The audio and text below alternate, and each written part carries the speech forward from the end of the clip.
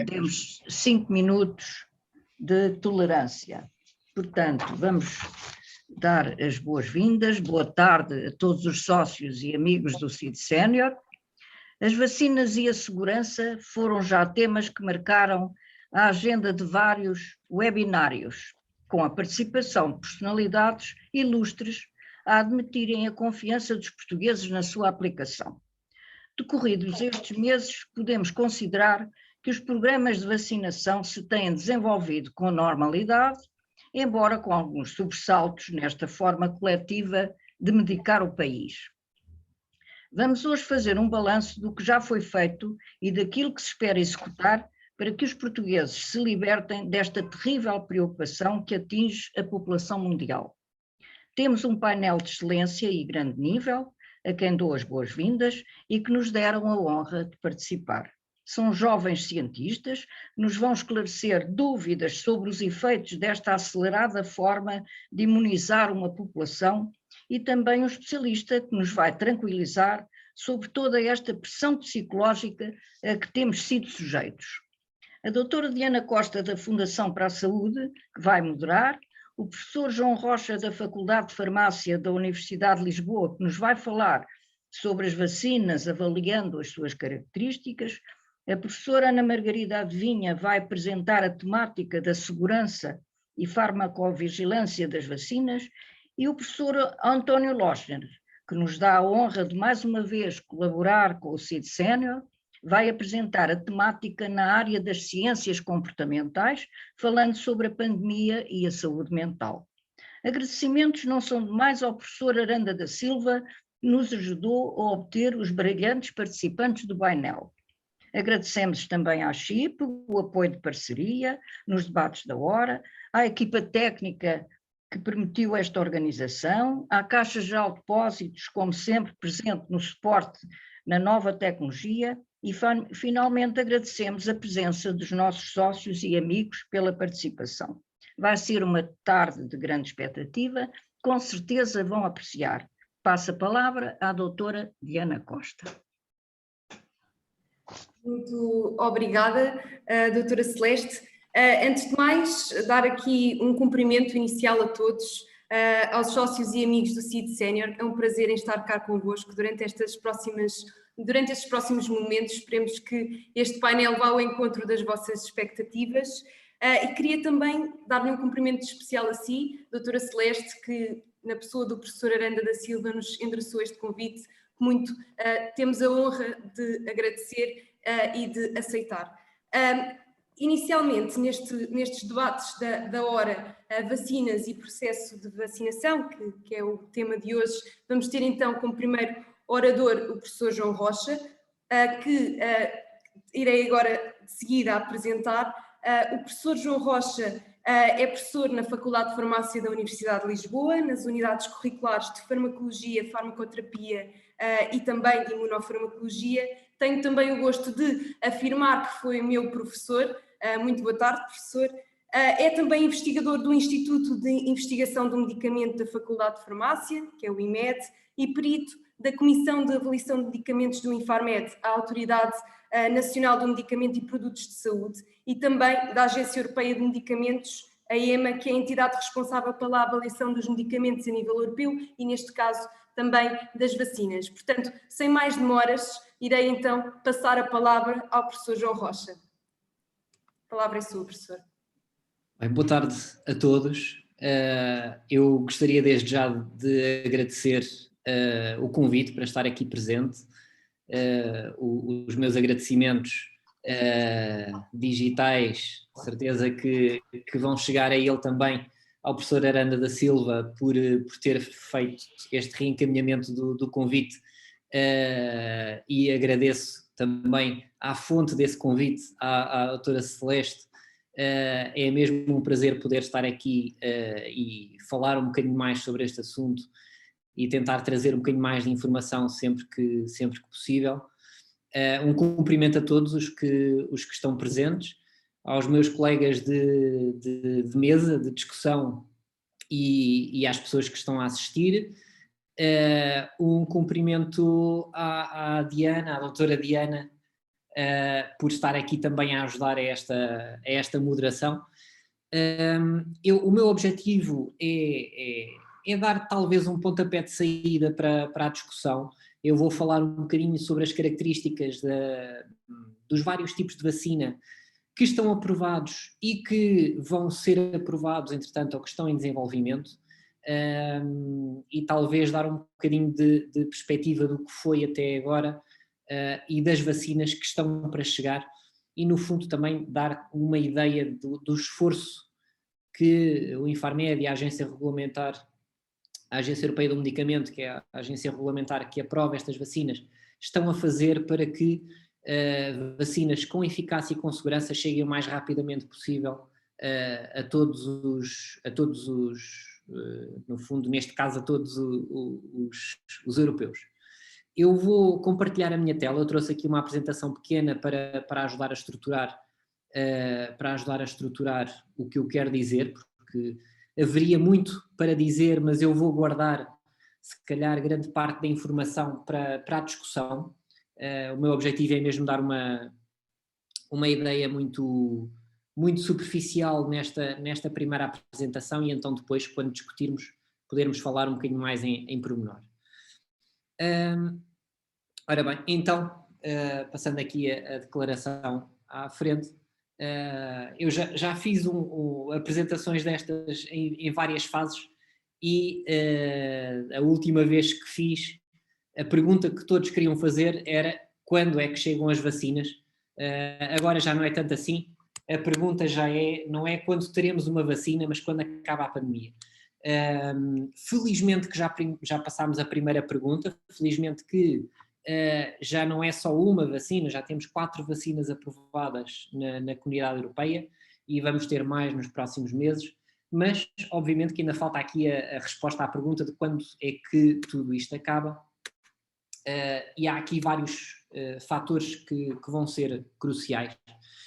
Obviamente que quanto mais vacinas com eficácia chegarem à população, mais rápido conseguiremos este objetivo. Quanto maior a capacidade de vacinação, também é importante, não chega só a termos as vacinas aprovadas, é importante que elas sejam administradas à maior quantidade de pessoas o mais rapidamente possível, e não esquecer também, apesar de não ser o foco da minha apresentação, obviamente também juntar aqui esta capacidade de vacinação e eficácia das vacinas à continuação da implementação de medidas de saúde pública enquanto isso for necessário.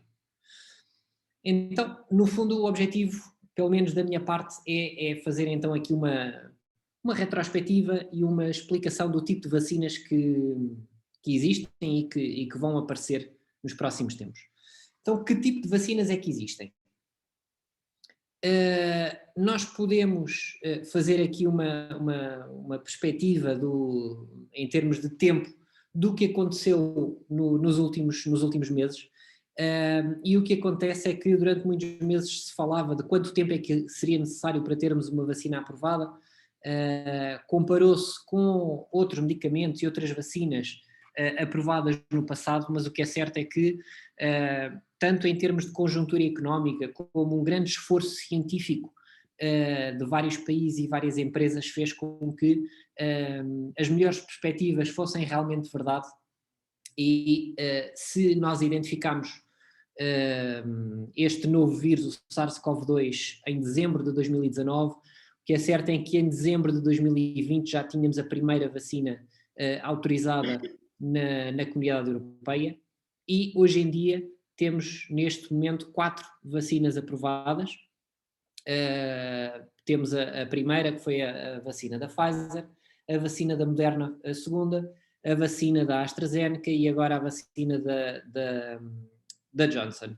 Portanto, já avançámos bastante num ano. Obviamente que ainda temos aqui um caminho a percorrer, temos mais vacinas que ainda vão chegar à população, e temos aqui um objetivo que provavelmente já todos ouviram falar, que é, juntamente com a vacinação, queremos tentar induzir uma certa imunidade geral na população, de forma a que a transmissão seja cada vez mais difícil, por um lado, e, por outro lado, que o número de casos graves seja também cada vez mais difícil. São os dois grandes objetivos da vacinação e da imunização da população.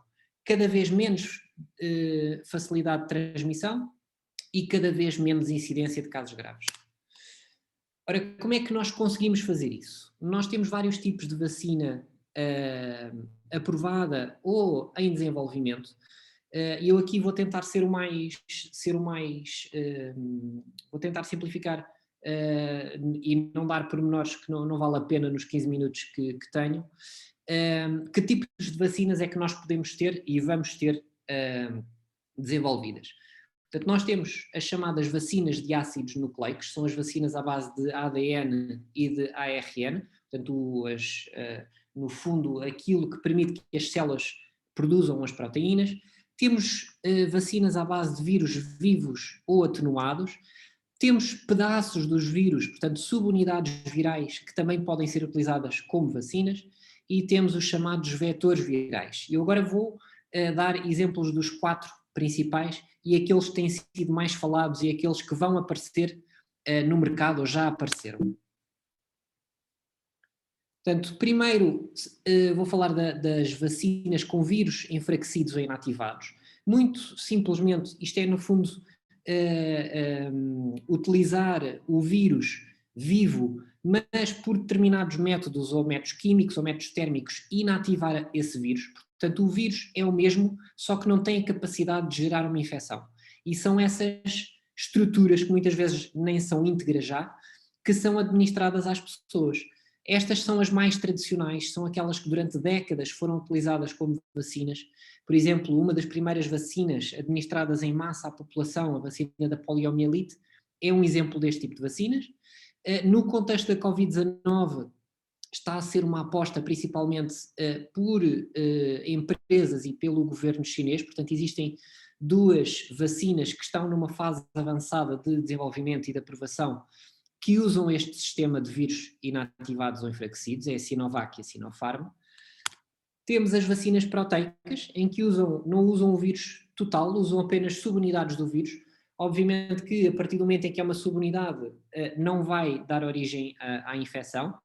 Existem algumas vantagens, existem algumas desvantagens, mas hoje em dia grande parte do armamentário de vacinas que nós temos utiliza esta tecnologia, portanto tecnologia à base de proteínas isoladas.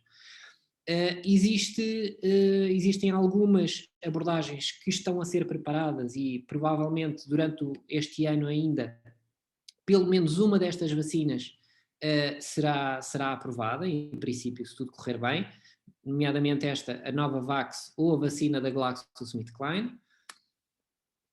Terceiro tipo de vacina, a vacina baseada em vetor viral. Ou seja, o que é que isto significa? Significa que nós vamos usar outro vírus que não o vírus SARS-CoV-2. Um vírus muito utilizado é o adenovírus, que dá origem a constipações ou infecções semelhantes. Portanto, usa-se o invólucro, é como se fosse uma embalagem apenas. Portanto, não é um vírus que dê origem a uma infecção, usa-se apenas a embalagem viral para colocar dentro dessa embalagem viral a sequência genética que codifica para uma proteína do SARS-CoV-2. Ou seja, é no fundo um veículo, é como, o exemplo que eu costumo dar é como o cavalo de Troia. Portanto, incluir a sequência genética que dá origem àquilo que vai conferir a imunidade. Esta tem sido das vacinas mais faladas e já temos vários exemplos que estão ou aprovados ou em fase final de desenvolvimento, nomeadamente a vacina da AstraZeneca usa este conceito, a vacina da Johnson, uma vacina chinesa que também está a ser desenvolvida e a vacina russa também usa este sistema. Depois temos outra também muito falada, que é a chamada vacina baseada em ácidos nucleicos, que na grande maioria dos casos utiliza este ácido nucleico chamado ARN ou RNA em inglês, que é no fundo o molde que as células utilizam para construir as proteínas. Portanto, o que é que se faz? Administram-se partículas que têm essa sequência dentro dessas partículas e as nossas próprias células vão produzir a proteína que nos confere a imunidade. duas das vacinas que utilizam esta tecnologia já estão aprovadas, e é a vacina da Pfizer e a vacina da Moderna. Então, pensando agora nas que estão em desenvolvimento e não estão ainda aprovadas, o último documento produzido pela Organização Mundial de Saúde, que foi há 2 dias atrás, portanto até ao dia de hoje, nós temos 184 vacinas experimentais em desenvolvimento pré-clínico, portanto antes de serem administradas a humanos, e temos neste momento 99 vacinas experimentais em ensaios clínicos. Portanto, comparativamente com há 6 meses atrás, é um grande aumento em termos de investigação de novas vacinas. Na fase mais final dos ensaios clínicos de fase 3, temos bastantes vacinas na fase final de avaliação, sendo que no caso da Europa, destas vacinas em fase 3, temos neste momento, e estão em processo de avaliação pela Agência Europeia do Medicamento, temos neste momento 4 vacinas em avaliação. Portanto, se os parâmetros de eficácia, segurança e qualidade forem aceitáveis, serão 4 vacinas com potencial para serem aprovadas nos próximos meses. O que é que, e agora quero só relembrar, o que é que se deseja de acordo com a eficácia? Eu não vou falar muito da segurança, porque a professora Ana Margarida depois vai falar mais da parte da segurança, mas em termos de eficácia, o que é que se quer numa vacina para a Covid-19?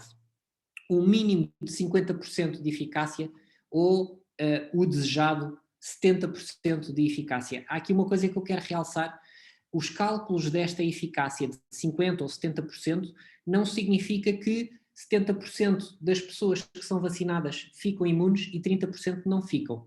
Este cálculo da eficácia é muito mais complexo que isto, e se pensarmos o número de pessoas que ficam imunizadas com a vacina, é muito superior ao que este 70% dá a entender. Isto é apenas uma comparação entre pessoas, a facilidade de pessoas que são vacinadas de contraírem Covid, comparativamente com pessoas que não são vacinadas.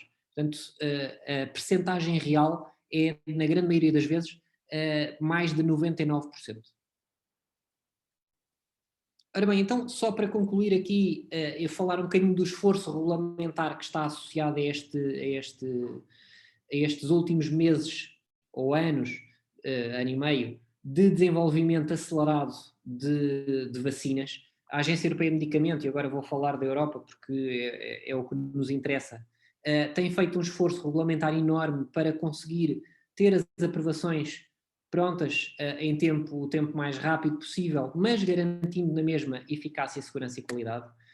Existem muitas ferramentas, eu não vou falar em grande pormenor sobre essas ferramentas, mas, por exemplo, enquanto normalmente, num processo normal de aprovação de medicamentos, a empresa só quando tem todos os dados é que submete à Agência Europeia de Medicamento, a Agência Europeia avalia, fala com a empresa responde a questões e só no final deste processo é que há aprovação.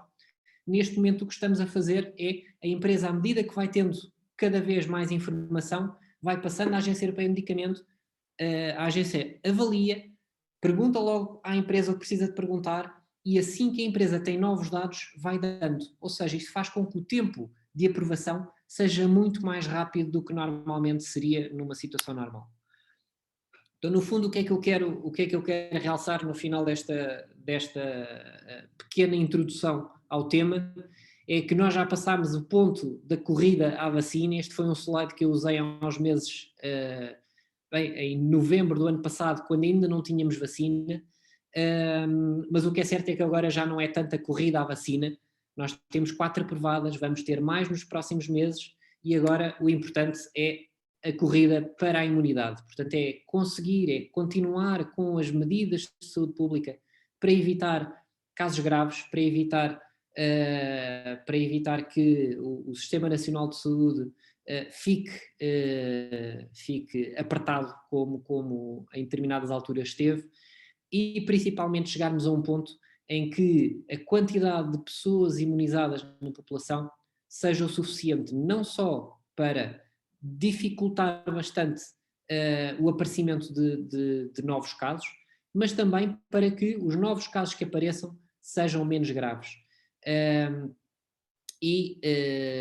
No fundo, aquilo que eu queria realçar é que isto tem de ser um esforço global, portanto tem de ser não só um esforço das empresas, dos cientistas, das agências regulamentares, mas também da própria sociedade civil, e sabemos que se todos trabalharmos em conjunto, este objetivo vai de certeza ser atingido. Obrigado por terem partilhado comigo esta pequena introdução e espero que depois tenhamos a oportunidade de falar um bocadinho mais e esclarecer dúvidas, eventuais dúvidas que possam ter. Muito obrigada, professor João Rocha. Efetivamente foi uma apresentação muito esclarecedora no nível científico. E também dar aqui umas notas importantes, nomeadamente a parte das medidas de saúde pública, que são muito importantes serem mantidas enquanto não tivermos a certeza desta efetividade das vacinas em mundo real, até onde é que conseguimos, até onde é que consegue ser estabelecida, e também da própria imunidade, da duração da imunidade. Portanto, é muito importante mantermos todas as medidas que as autoridades de saúde recomendam após a vacinação completa. Eu iria então, agradecendo mais uma vez ao professor João Rocha, passando agora para a professora Ana Margarida Adivinha, que passo a apresentar. A professora Ana Margarida é responsável técnica pela Unidade de Farmacovigilância do Centro e Norte Alentejano e é também investigadora no Departamento de Ciências Médicas e da Saúde da Escola de Saúde e Desenvolvimento Humano da Universidade de Évora e no Comprehensive Health Research Center. Portanto, agradecer aqui a sua presença e passava, antes de mais, a palavra para que possa fazer a sua apresentação. Muito obrigada. Boa tarde a todos. Obrigada, doutora Diana, pela apresentação. Endereçar também o meu agradecimento à doutora Celeste e obviamente, ao professor Aranda por ter reunido, ou por nos ter voltado a reunir aqui neste painel, para darmos também aqui o que é o nosso contributo singelo nesta questão que obviamente levanta preocupação e levanta dúvidas a todos.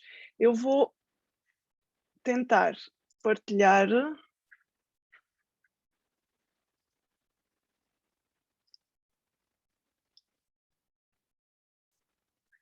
Estão a conseguir ver a minha tela? Sim? Sim, Muito sim. bem. Vamos a ver. Sim, estamos Muito a bem. conseguir. Muito bem. Agradecer também a todos os sócios e amigos da CIT Sénior que disponibilizaram este tempo e este momento de partilha para estar aqui connosco também. Como o professor João Rocha muito bem introduziu, a questão das vacinas e sobretudo agora neste momento de maior curiosidade e de maior mediatismo, também relativamente àquilo que é a monitorização da segurança, está inicialmente focado na demonstração da eficácia e em todo o processo de avaliação que já foi aqui exposto anteriormente, e também depois naquela que é a vertente da segurança. Obviamente que esta segurança é avaliada no momento dos ensaios clínicos, no entanto, nós vamos ter muito maior percepção daquilo que são os potenciais efeitos indesejáveis de qualquer medicamento e, obviamente, também da vacina anti-Covid-19, à medida que ela vai sendo administrada à população. Por isso, a questão da farmacovigilância ganhou aqui também uma nova dimensão.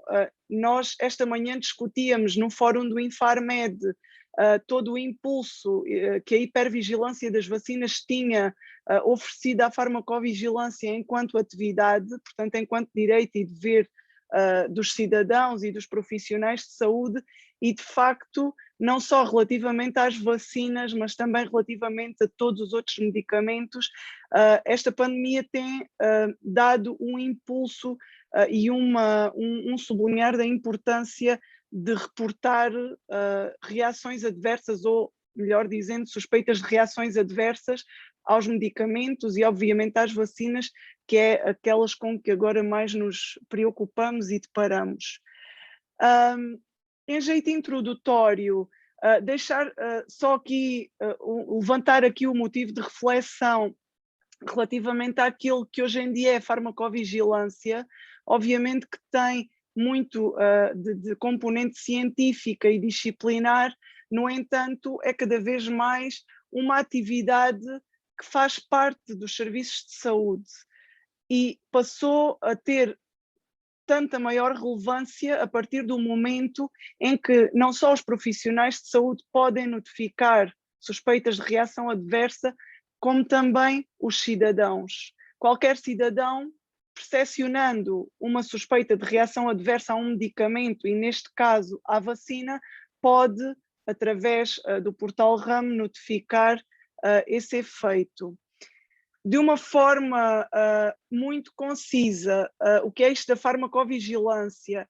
Ela aparece definida pela Organização Mundial da Saúde, no fundo, como a gestão de risco associada aos medicamentos. Portanto, tudo o que tem a ver também com a efetividade, mas sobretudo com a segurança, com o risco que está inerente à toma dos medicamentos, seja em termos da monitorização dessa mesma segurança, da detecção de potenciais suspeitas, da sua avaliação, da sua prevenção e também de toda a informação e conhecimento que continuamente são gerados e que aqui neste caso o professor João Rocha focou muito bem quando nos diz que a informação corre continuamente à medida que existe necessidade de maior conhecimento, de aprovação e de acelerar um processo que normalmente não é tão rápido. Aqui acontece exatamente a mesma coisa. Só para vos dar um feedback daquilo que tem sido a nossa atividade nestes últimos tempos nas unidades de farmacovigilância, nós continuamos a receber os reportes de notificação de suspeita de reação adversa. No entanto, passamos a ser também uma primeira porta de contacto no serviço de saúde, ou seja, na impossibilidade das pessoas chegarem ao médico de família ou ao médico de especialidade na consulta que costumam, por exemplo, fazer de 6 em 6 meses no hospital.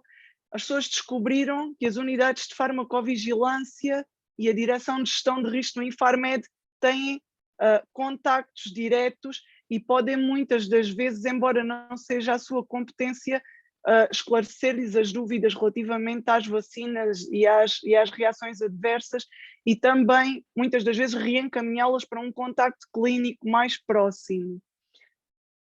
Portanto, esta comunicação não é só interna, passou também a ser externa. E aqui é importante que cada vez mais as pessoas tenham a noção plena de que são elementos ativos neste processo. Eu peço só que me indiquem, eu vou partilhar convosco um pequeno vídeo do Sistema Nacional de Farmacovigilância. Indiquem-me só, por favor, se conseguem ouvir o som.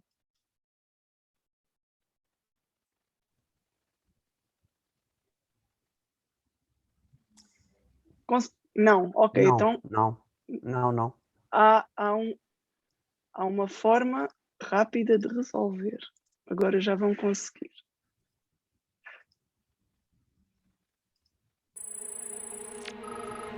Agora sim. Todos nós, em algum momento das nossas vidas, precisamos de tomar medicamentos. Os medicamentos trazem enormes benefícios, mas nenhum é 100% seguro para todas as pessoas, em todas as situações, podendo, por vezes, causar efeitos indesejáveis. Uma reação adversa ou efeito indesejável é qualquer resposta nociva e não intencional que ocorre após a toma de um medicamento ou vacina. Na maioria dos casos serão ligeiras, como uma dor de cabeça, irritação na pele ou cansaço, e já serão conhecidas aparecendo descritas no folheto informativo do medicamento. Contudo, podem surgir reações graves ou não expectáveis.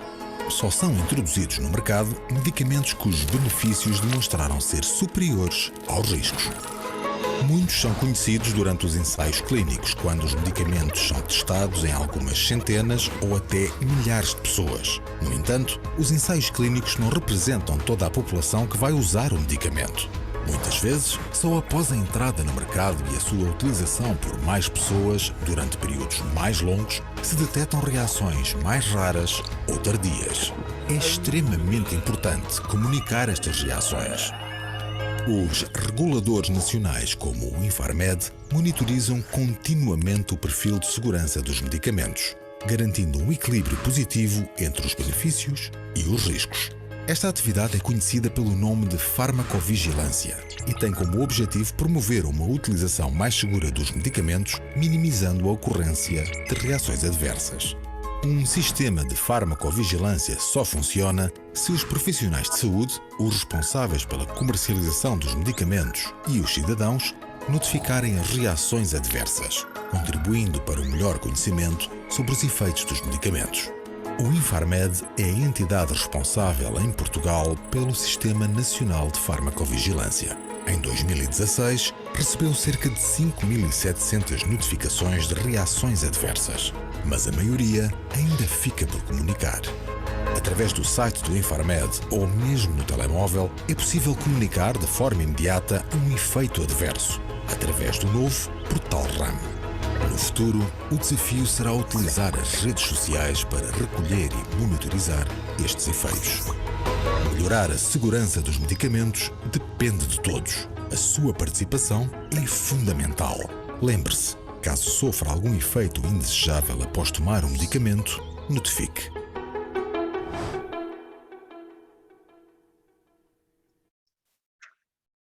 Muito bem, este vídeo resume na perfeição aquilo que é a possibilidade e aquilo que é a necessidade de nós também, enquanto atores, em termos sociais e nas nossas próprios seios familiares, de estarmos atentos a este risco e a este potencial de desenvolver estas reações adversas.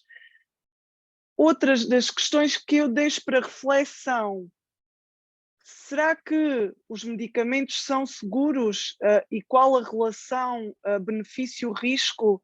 Obviamente que nós temos sempre que ter em conta esta relação de benefício-risco. Portanto, percebermos se os riscos são aceitáveis face aos benefícios e se temos alternativas disponíveis caso, obviamente, a balança tenda mais para o risco do que para o benefício. Partindo sempre do pressuposto que segurança não é sinónimo de ausência de risco, mas isso já todos nós sabemos e a plateia, pela experiência que tem, até mais do que nós, de que na vida nada está isento de risco, por isso aqui na questão do medicamento também não. Só para vos deixar também uma ideia daquilo que é a atividade em termos da vigilância no campo do medicamento, se nós a compararmos a um iceberg, nos ensaios clínicos nós conseguimos vislumbrar aquilo que é o cume.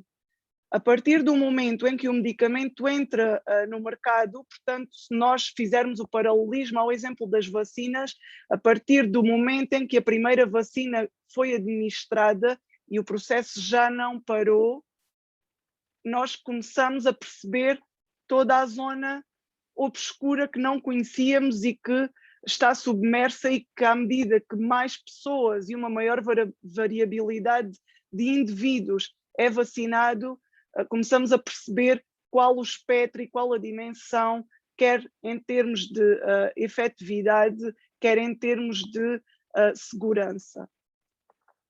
Também para vos dar um panorama geral, obviamente este slide está adaptado à nossa unidade de farmacovigilância, mas pensando isto a nível regional e depois a nível global, o Sistema Nacional de Farmacovigilância é tutelado pelo Infarmed, através da Direção de Gestão do Risco.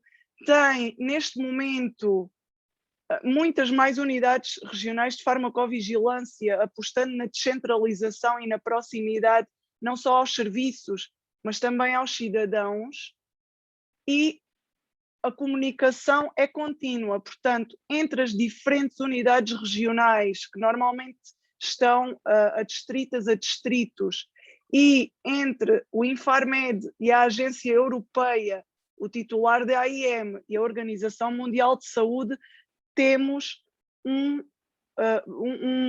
espectro de comunicação em contínuo. Portanto, quando as suspeitas de reação adversa são notificadas, elas não se restringem apenas ao nosso processamento doméstico, se me permitem a expressão. Automaticamente elas são redirecionadas também à Agência Europeia, ao titular da AIM, portanto, ao detentor da autorização de introdução no mercado, à indústria e à Organização Mundial da Saúde. Em termos de campanha de sensibilização mais direcionada às vacinas, no caso da unidade do Centro e Norte Alentejano, à semelhança daquilo que também tem sido feito a nível nacional, tem havido uma grande articulação não só com o Infarmed, mas com as administrações regionais de saúde, na tentativa de chegar a todas as faixas etárias e a todos os estratos sociais, porque sabemos que ainda existe uma grande faixa da população que está info-excluída. Portanto, não só através das redes sociais, mas também através de suportes físicos, a tentativa é que, por intermédio de profissionais de saúde ou por autoria própria, as pessoas notifiquem o mais possível de cada vez que sentem um efeito indesejável à vacina. Estamos aqui a falar naquilo que é a farmacovigilância de rotina e naquilo que são as notificações espontâneas, e estas notificações, de acordo com aquilo que já puderam ouvir no vídeo, o ideal seria que viessem todas por via eletrónica, através do portal RAM, e a maior parte delas já vem, o que facilita imenso o trabalho, sobretudo agora em que o número de notificações diário é muito grande. No entanto, continuamos a ter disponível a via telefónica, o correio eletrónico e o correio postal. Este QR Code, o link e obviamente a ilustração dão-vos acesso ao portal RAM, se quiserem explorar. Não sei se temos aqui profissionais de saúde, mas com certeza teremos, ainda que possivelmente já retirados a nível profissional, podem sempre notificar como profissional de saúde, porque a ficha de profissional de saúde e a ficha do utente não são muito diferentes, mas têm as suas especificidades em termos técnicos. Obviamente que a literacia do profissional de saúde, em termos técnicos, é sempre diferente e os dados que conseguimos obter são sempre diferentes daqueles que conseguimos obter do cidadão. Para que uma notificação seja válida, precisamos de 4 dados muito simples: o efeito indesejável, o medicamento suspeito. Neste caso, se estivermos a falar da vacina, convém especificar qual a vacina, basta colocar vacina AstraZeneca ou vacina da Pfizer, porque depois todo o processamento técnico a unidade de farmacovigilância efetua. E uma coisa muito importante, nomeadamente neste caso das vacinas, o lote deve ser sempre indicado, quer pelo profissional de saúde, quer pelo utente, porque como existe uma hipervigilância, também a indústria está mais ávida e automaticamente a cada notificação que entra, o titular de AIM vai avaliar e pedir dados adicionais. Portanto, se nós conseguirmos automaticamente enviar-lhes a informação do lote, é já um dado muito importante com que eles também podem trabalhar. Um dado do doente ou do utente, atenção, os dados do utente são completamente anónimos.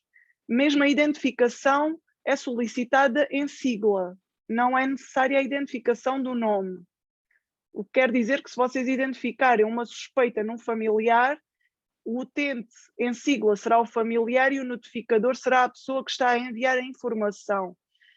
Do notificador, sim, precisamos do nome e do contacto, pois podemos necessitar de efetuar um seguimento ou um follow-up da informação, e aí temos que saber a quem nos podemos dirigir e ter um contacto direto.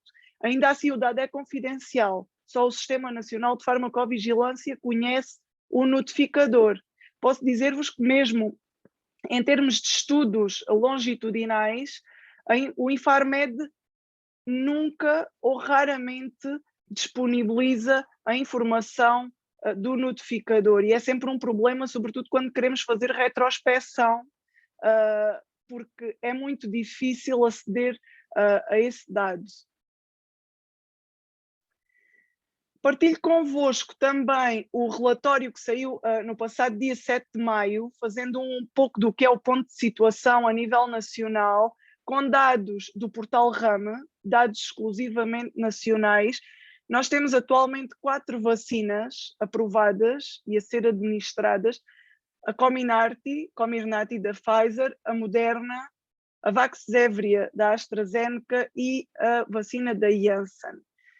Se nós formos ter em conta aquilo que é o número de notificações relativamente a cada uma das vacinas, claro que expectavelmente temos uma maior quantidade de notificações àquela que está a ser administrada há mais tempo, que é a da Pfizer.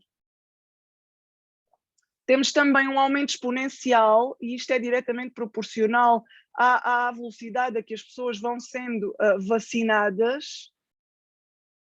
E, por fim, chamar-vos a atenção para as principais reações adversas, todas elas a que nós costumamos chamar like Covid. Portanto, nada que não aconteça, por exemplo, com a já melhor conhecida vacina da gripe. Estamos a falar sobretudo de dores musculares e articulares, cefaleias, febre, náuseas, linfadenopatias, portanto a alteração a nível do gânglio, e algumas reações de cariz alérgico. Por fim, deixar-vos só para reflexão quais os principais problemas e barreiras a esta monitorização de segurança e à notificação, quer por parte dos profissionais, quer por parte dos utentes. Um grande problema é a iliteracia, mesmo até dos profissionais de saúde. Outra das barreiras que muitas das vezes nos chegam é o tempo e a falta de recursos, e alguns medos a que nós costumamos simpaticamente chamar medos mitológicos. Isto agora já está mais dissipado, mas existia muito aquela sensação de que a farmacovigilância era um policiamento da prescrição e da administração de medicamentos. E obviamente que isso não corresponde à verdade, e é importante sensibilizar e ter em conta algumas ações pedagógicas neste sentido.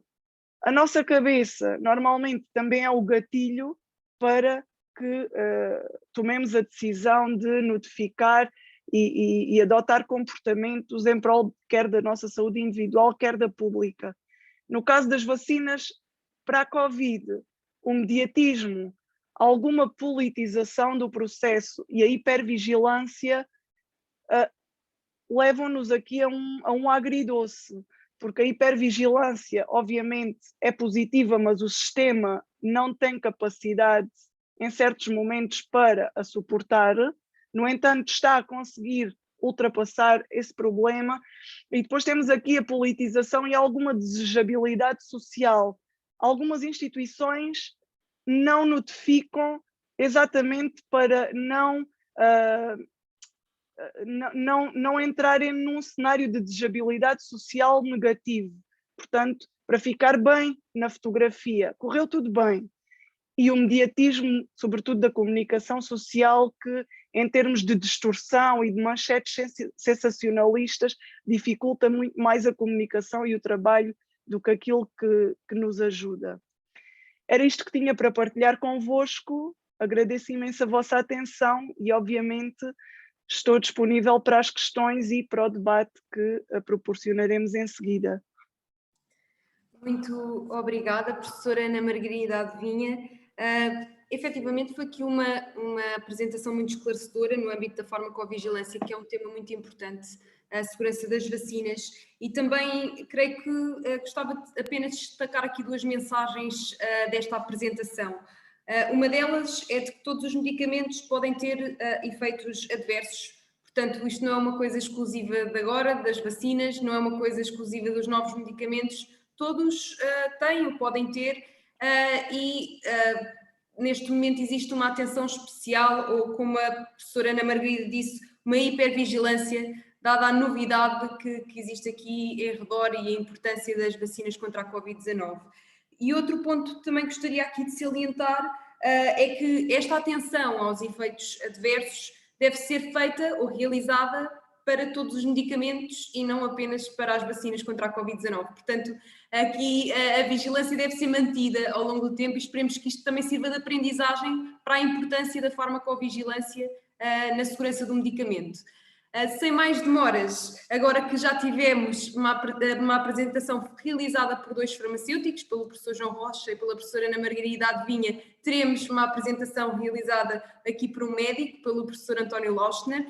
O professor António Lochner é médico psiquiatra, é também membro do Conselho de Administração da Fundação SNS, presidente do Conselho Nacional de Saúde Mental, tem uma vasta experiência na área da psiquiatria que não me atrevo a enumerar, porque iria ficar aqui durante muito mais tempo, prolongadamente, a enumerar a sua experiência.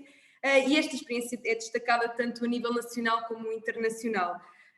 Tem também alguma experiência que eu tive a consultar o seu currículo há pouco na área da gestão. E é uma enorme honra para todos nós, para todos os palestrantes e todos os presentes, poder contar com a sua presença. Portanto, sem mais demoras, passo então a palavra ao professor António Lochner. Muito obrigada.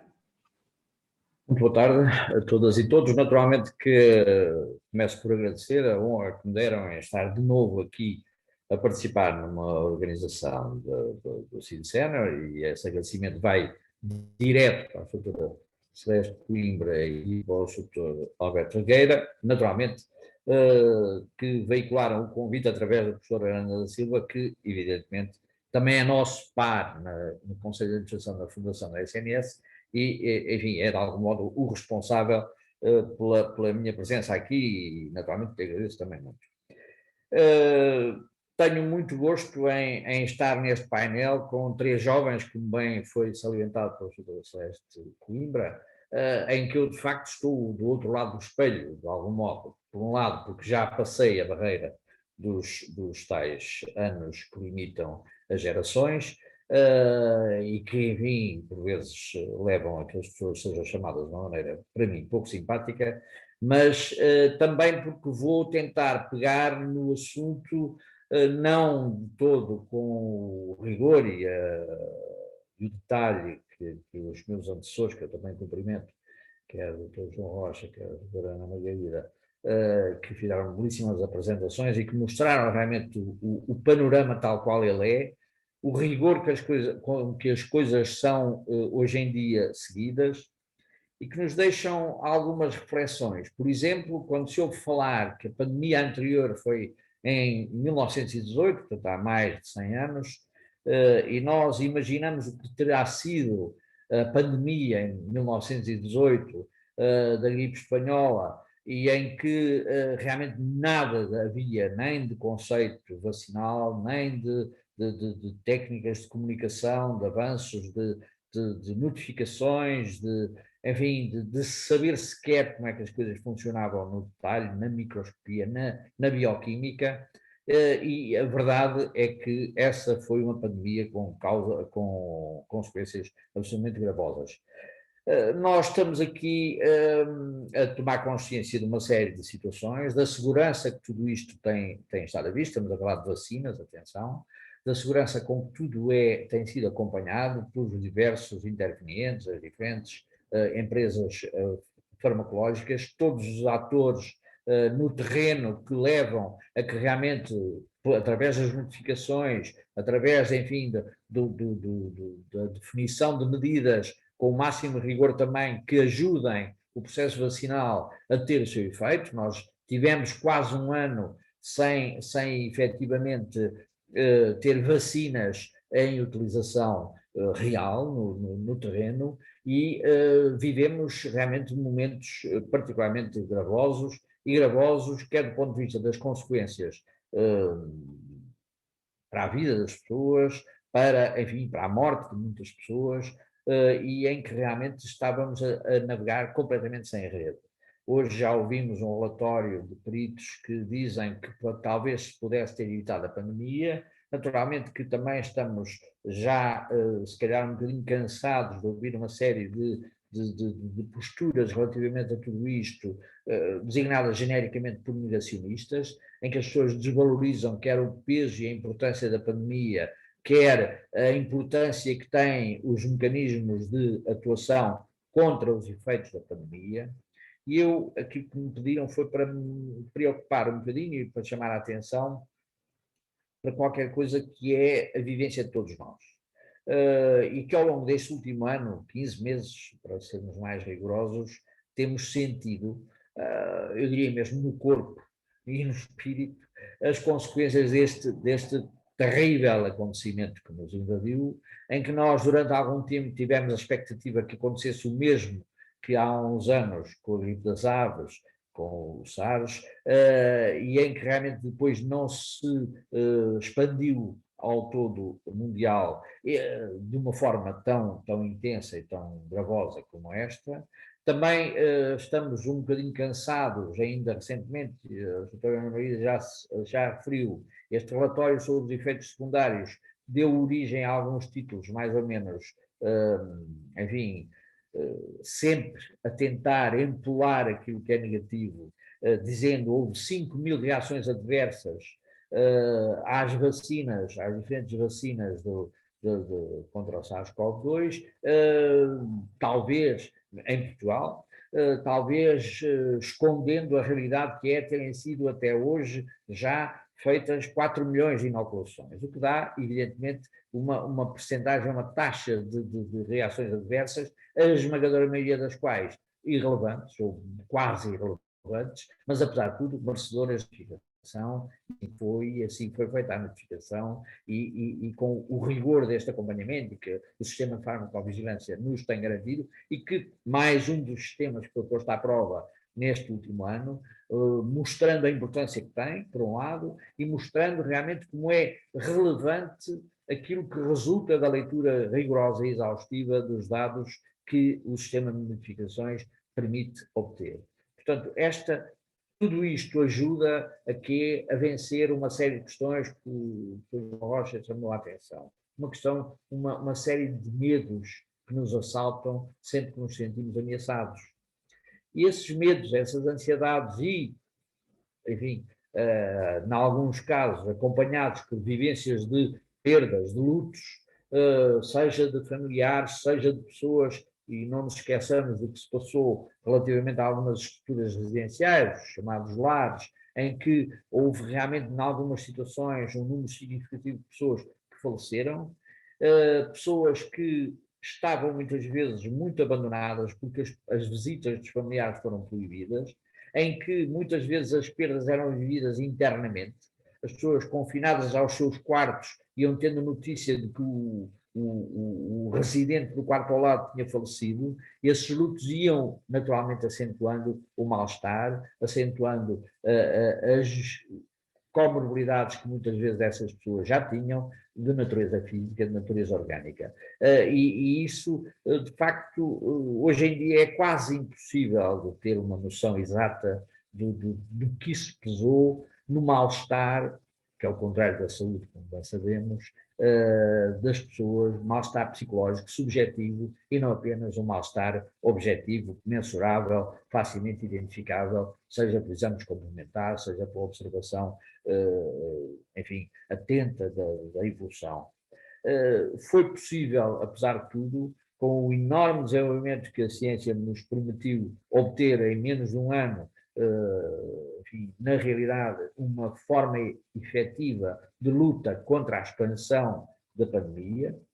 Foi possível, dessa forma, e também aprendendo com a experiência e reduzindo o peso que teve esta pandemia no próprio funcionamento dos sistemas de saúde nos diferentes países, apesar de alguns até chefes de Estado terem tido posições absolutamente inacreditáveis, negacionistas, aconselhando medidas absolutamente despropositadas e que não iam de forma nenhuma ao encontro daquilo que era a necessidade de solução, recusando medidas de proteção de saúde pública que eram absolutamente decisivas para evitar a contaminação dos nossos coabitantes, nos nossos, sejam familiares, sejam vizinhos, sejam, enfim, pura e simplesmente pessoas que vivem na mesma área, e em que nós assistimos a expansões, enfim, todas as semanas, sem exagero, há um caso ou outro de um concelho ou de uma área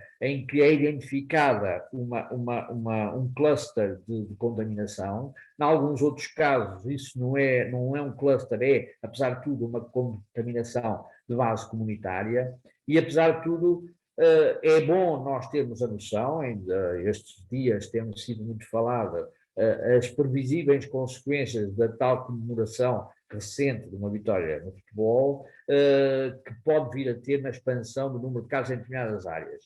É evidente que nós, quando olhamos para trás e procuramos fazer projeções de cenários para o futuro, estamos a fazer aquilo que é possível à ciência executar do ponto de vista da previsibilidade. Naturalmente que aquilo que nós sabemos é que quando se criam condições de grandes ajuntamentos, de pouca proteção e de pouco distanciamento interpessoal, criam-se condições que favorecem a expansão da pandemia e podem ser mais ou menos focalizada ou pode ser, de facto, mais ou menos expansiva. Estas pessoas, até porque estamos a falar de uma faixa etária ainda muito insuficientemente, ou até de todo não objeto de vacinação, as pessoas mais jovens estão ainda longe de estar protegidas pela vacina. Algumas delas estarão, porventura, protegidas porque foram contaminadas mesmo assintomaticamente e ganharam alguma imunidade por esse facto, mas o que é verdade é que estão em sério risco.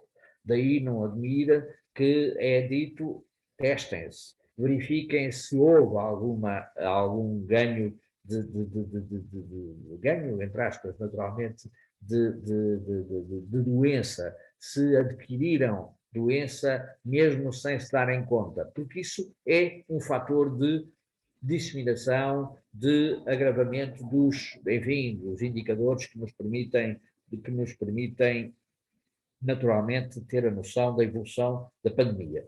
Felizmente, aparece que Portugal está, de algum modo, no bom caminho, enfim, por muitas hesitações, já tivemos períodos terríveis, como foi no princípio deste ano, em que estávamos realmente à cabeça da lista, e em que, naturalmente, o tal medo que se instalava nas pessoas, a tal incerteza que rodeava esse medo, dava a cada cidadão, fosse ele novo ou mais velho, a sensação de que estava em risco. E em que quase que se dá a entender que em cada esquina uma ameaça.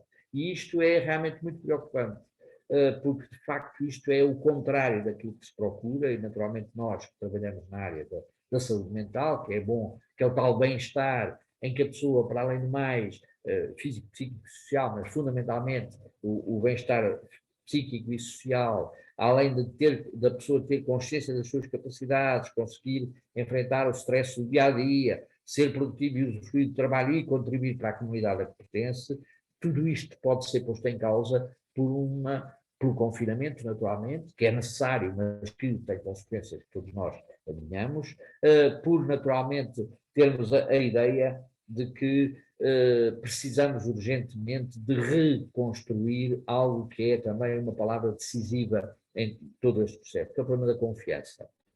E a confiança é algo em que os cidadãos têm que depositar um grande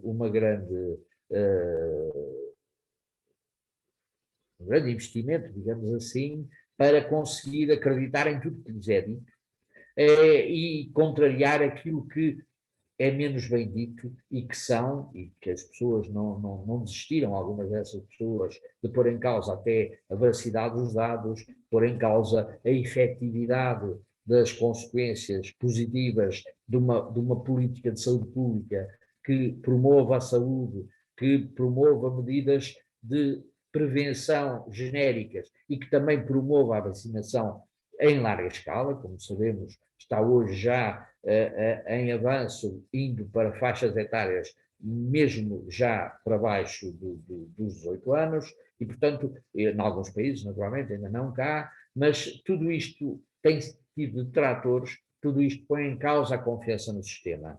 E nem sempre a circunstância de se adicionarem números, taxas e outros valores que aparentam aumentar o nível de rigor, isto leva a que as pessoas realmente acreditem e depositem confiança no sistema de saúde. Aquilo que tem sido possível fazer, que é diminuir o número de casos ativos, aumentar a eficiência das respostas assistenciais para as pessoas que adoecem, que contraem a doença, ou porque não tinham sido vacinadas ainda, ou porque, por exemplo, estavam numa faixa etária ainda muito abaixo daquilo que têm sido os limites progressivos que têm sido dados, e isto leva a que, de facto, ainda estamos todos um bocadinho na corda, ou seja, ainda estamos todos a tentar equilibrar-nos entre aquilo que são as pulsões mais rigorosas, mais de sustentação da confiança, e, por outro lado, contrariar as pulsões que vão mais no sentido de pôr em causa tudo isto, pôr em causa todo este manancial de informação que nos foi veiculado ainda agora pelos dois ilustres conferencistas, e que, apesar de tudo e do conhecimento exaustivo que já existe hoje em relação à imunização das vacinas, às diferentes formas de atuação, a explicação com muito detalhe de porque é que as coisas funcionam e porque é que não funcionam, mas não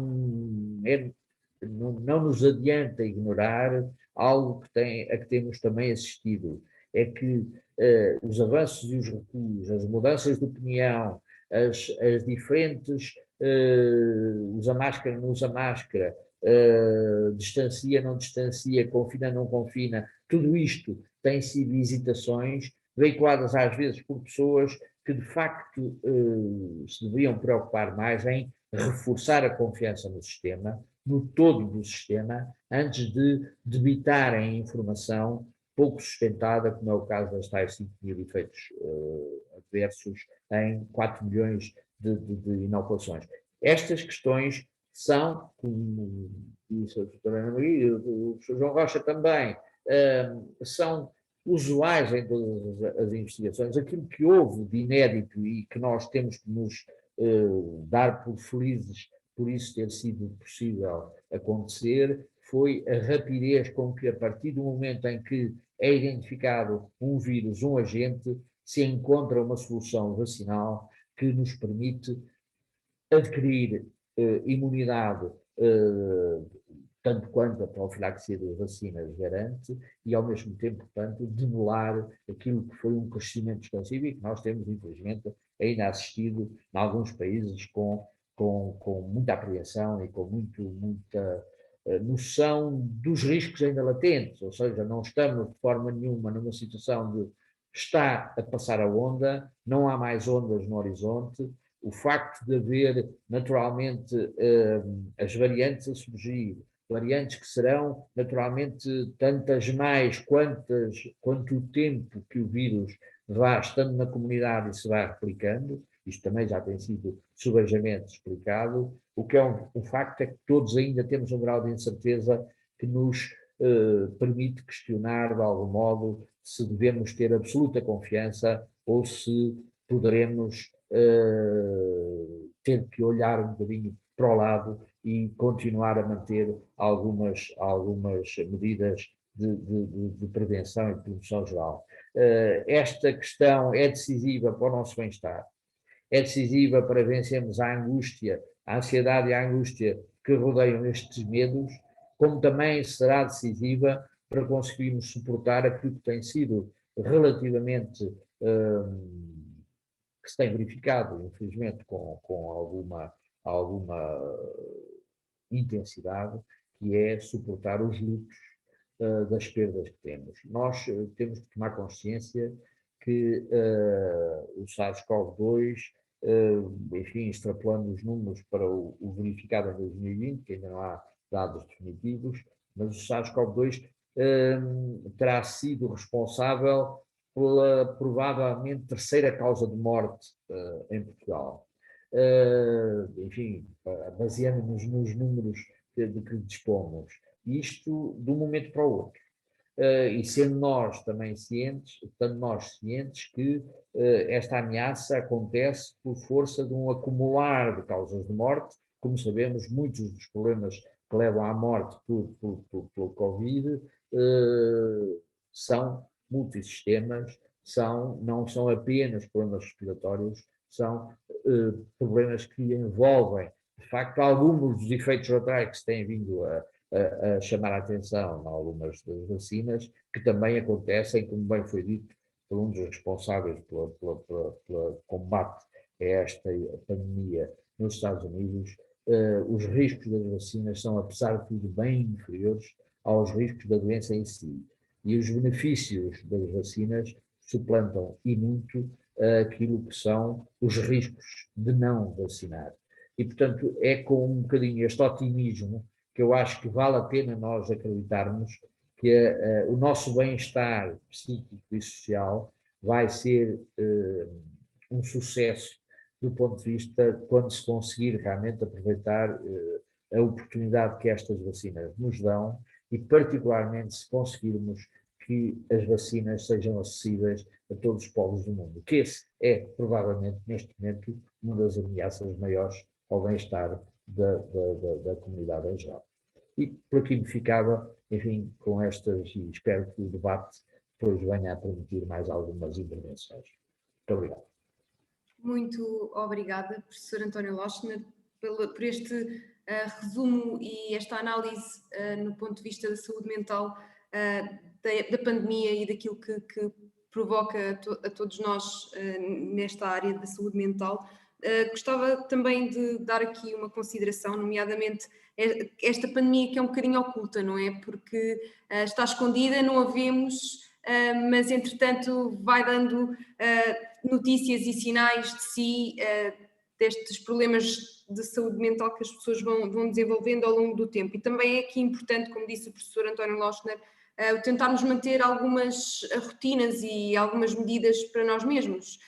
Talvez, por exemplo, conversar com os outros, tentar que a nossa rotina, apesar de estarmos em confinamento, que se mantenha, consultar fontes de feed dignas para não estarmos a ser tão influenciados pelas notícias que muitas vezes não são verdadeiras e que tentarmos consultar algumas fontes de informação mais credíveis.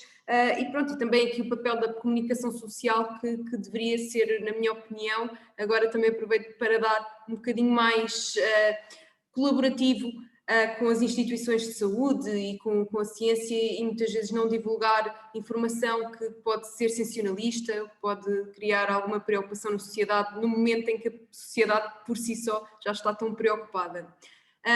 Sem mais demoras, passaria então ao debate e às questões que terão, com certeza, para colocar aos nossos palestrantes. Portanto, não sei se sabem colocar a mão no ar ou se podem sinalizar e nós iremos passar a palavra conforme a vossa vez e conforme queiram intervir. Doutor Alberto Regueiro, sim. Regueiro. Muito boa tarde. Queria, em primeiro lugar, secundando a minha colega engenheira Celeste Coimbra, cumprimentar todos os membros do painel e agradecer-lhes a sua disponibilidade para intervirem nesta iniciativa do CID Sénior. É um tema extremamente interessante por vários motivos e, em particular, porque a rapidez com que se processou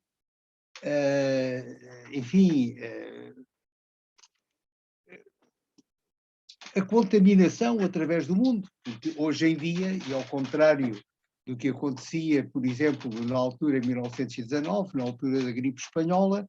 Hoje em dia,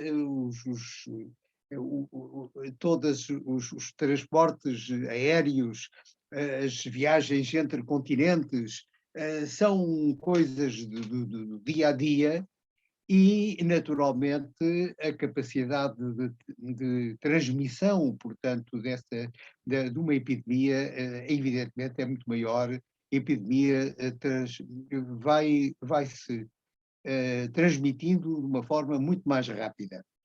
Ora, tivemos, apesar de tudo, o bom senso, os meios e os avanços científicos suficientes para, num período relativamente curto, enfim, talvez nem chegasse bem a um ano, começar, digamos, a apresentar, enfim, vacinas que, enfim, que inspirariam alguma credibilidade, ou mesmo muita credibilidade. Mas não fizeram certamente muitos ensaios antes de as vacinas serem comunicadas aos órgãos, portanto, oficiais e também à Organização Internacional de Saúde, Organização Mundial de Saúde, mas, quer dizer, não se pôde, enfim, transmitir obter toda a informação que seria necessária, e alguns passos foram dados ainda um bocadinho, de uma forma, num certo negrume, quer dizer, de falta de claridade, quais seriam, digamos, as vacinas mais adequadas, a que idades é que elas deveriam dirigir-se. Chegou-se à conclusão de que algumas vacinas, primeiro, houve uma, salvo erro, primeiro era não aconselhável a pessoas de idade, vá lá, pessoas acima de 60 anos, mas depois, mais tarde, veio a chegar-se à conclusão de que, afinal de contas, era nas faixas assim, mais de gente mais ativa, entre os 30 e os 50, ou 30, 60, que se verificavam os casos em que havia óbitos. E nessas circunstâncias chegou-se, afinal de contas, à conclusão de que a tal vacina que parecia que não era conveniente para as pessoas de mais idade, afinal eram essas mesmas aquelas que a poderiam tomar com, digamos, sem um risco propriamente grande.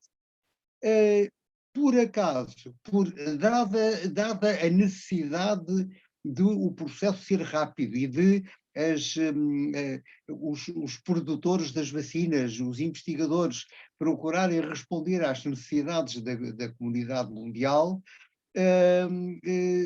de facto, às 2x3, tivemos que tomar decisões rápidas, encomendar quantidades notáveis de vacinas, centenas de milhares, a escala mundial, milhões de unidades, e às 2x3 nós fomos confrontados há 2 ou 3 dias com o facto de que o nosso vice-almirante, que felizmente está a coordenar agora o processo, portanto, de vacinação em Portugal, veio reconhecer que, afinal de contas, corremos o risco de ficar com mais de 2 milhões de vacinas sem propriamente uma grande utilidade, porque, afinal de contas, elas seriam, sobretudo, com melhores resultados nas camadas mais idosas da população, e essas foram exatamente, e razoavelmente,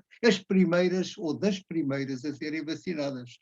Por consequência, portanto, até me dá a impressão que nós, com alguma reserva que fiquemos com ela, dá-me a impressão que até poderemos vir a fazer um certo efeito e conseguir pôr à disposição de países, enfim, subdesenvolvidos, de países com graves dificuldades, portanto, para vacinar as suas populações, esses 2 milhões e tal de vacinas que poderão eventualmente, se ficarem em Portugal, vir a ser, enfim, propriamente a perder-se sem qualquer vantagem. Eu queria, no entanto, dizer, porque eu considero que é de justiça absoluta, dizer que o Sr. Almirante Gouveia e Melo teve um efeito extraordinário quando ele tomou posse da responsabilidade de promover e organizar a vacinação da população.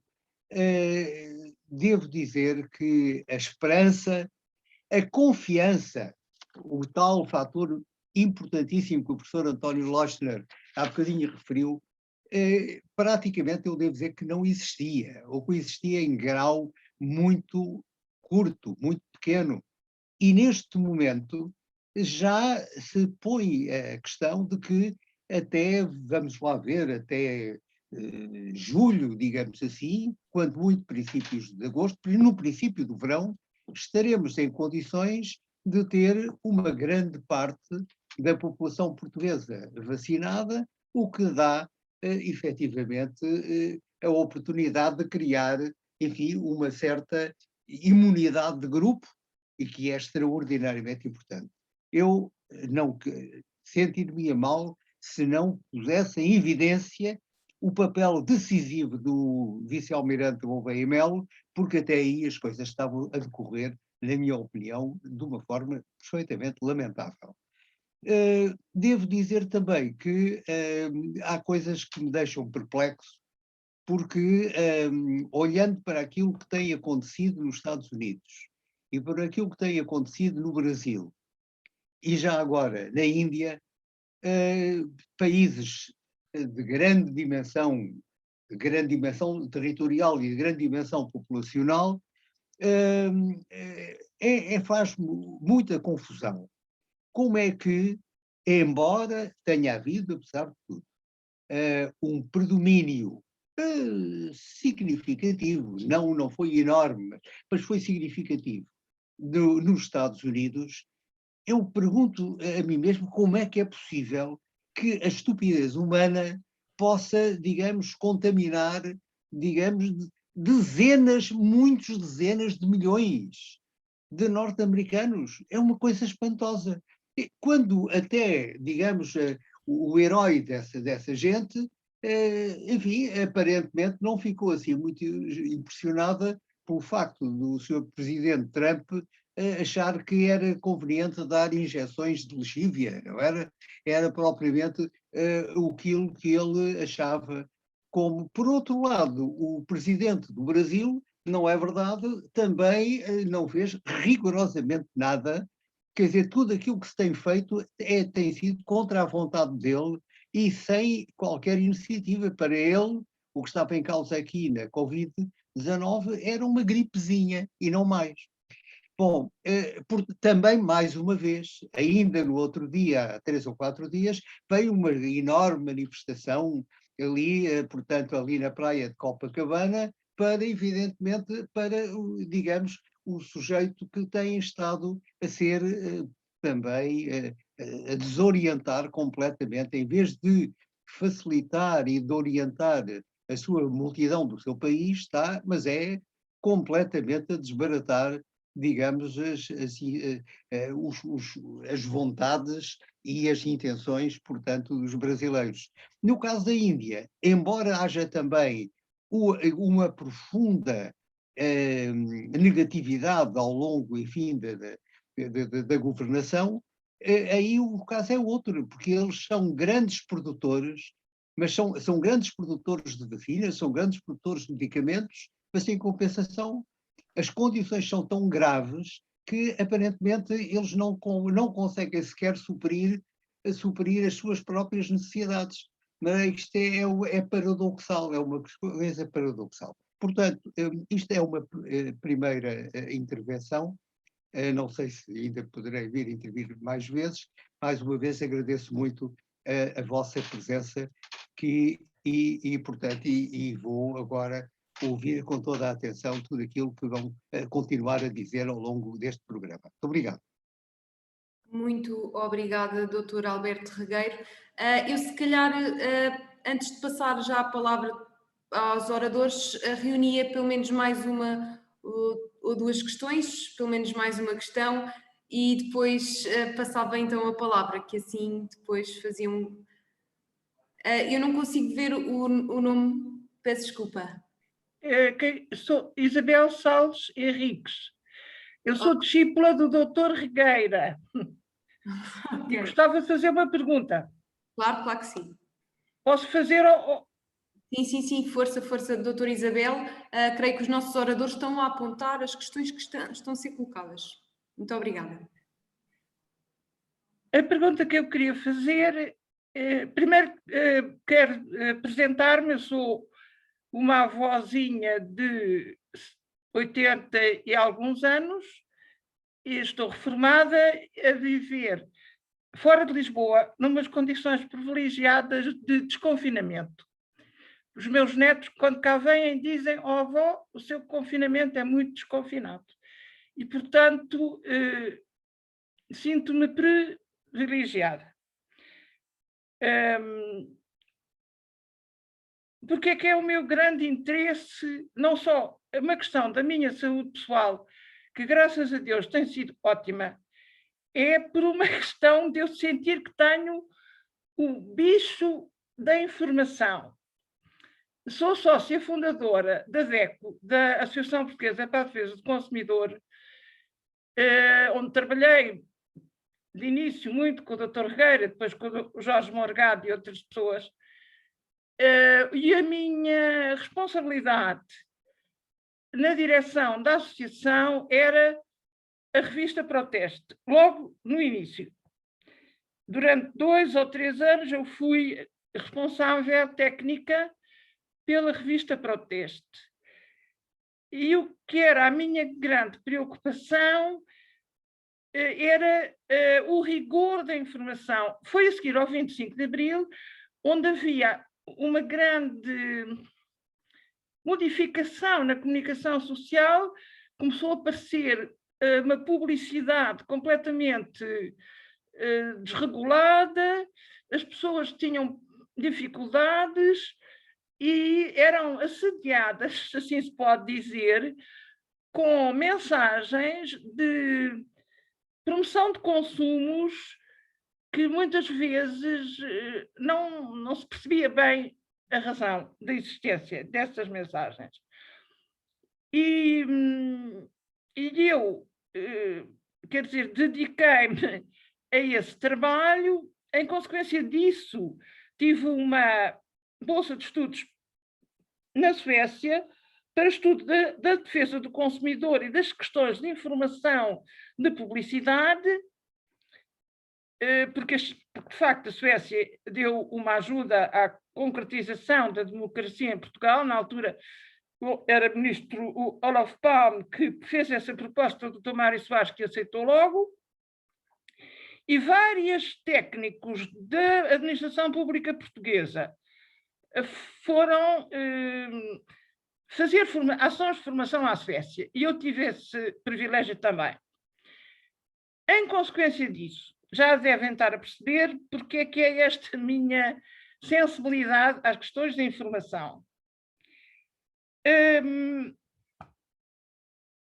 E aquilo que eu sinto, aquilo que tenho lido nos jornais, mais do que na televisão, porque na televisão já há muitos anos que vejo desenhos animados e documentários, etc. O resto dos noticiários desgostam-me tanto que é uma questão de defesa pessoal. Mas relativamente ao Covid e às informações que são veiculadas, fui para os jornais. E eu devo confessar que me desgosta profundamente que jornais responsáveis, que são assim vistos por todos nós, como é o caso, por exemplo, do Expresso, como é o caso do Público, tenham artigos sobre esta doença, que não é brincadeira nenhuma, como nós já todos percebemos, de uma... Não quero estar a fazer classificações, nem quero tomar muito tempo, mas eu acho que alguns são extremamente confusos. Eu tenho 9 netos, que agora deixaram de cá vir, ou vêm menos, com quem tenho falado e que me põem questões. E eu fico muito atrapalhada porque não sei o que é que lhes hei de responder. E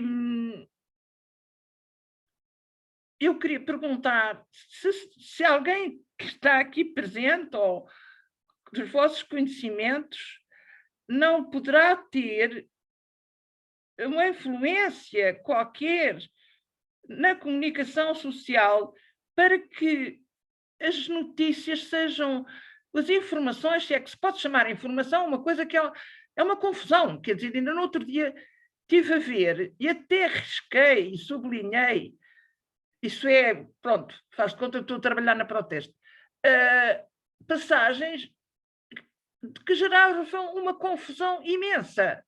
Começa pelo título do Expresso, se não me engano, do último fim de semana. O título do artigo, que ocupava a página inteira, dizia assim, dizia, se não me engano, que o Covid, já não me lembro exatamente o que é que era, mas com certeza muitos de vós são capazes de ter lido, que o Covid, quer dizer, era melhor ter a doença do que ser vacinado, porque a doença imunizava mais. Claro que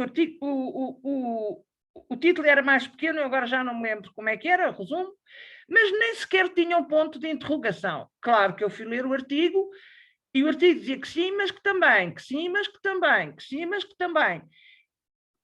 Uma pessoa que não tenha segurança naquilo que sabe, naquilo que conhece, que não tenha pessoas da sua confiança com quem se informar, que felizmente eu tenho, que é a minha médica.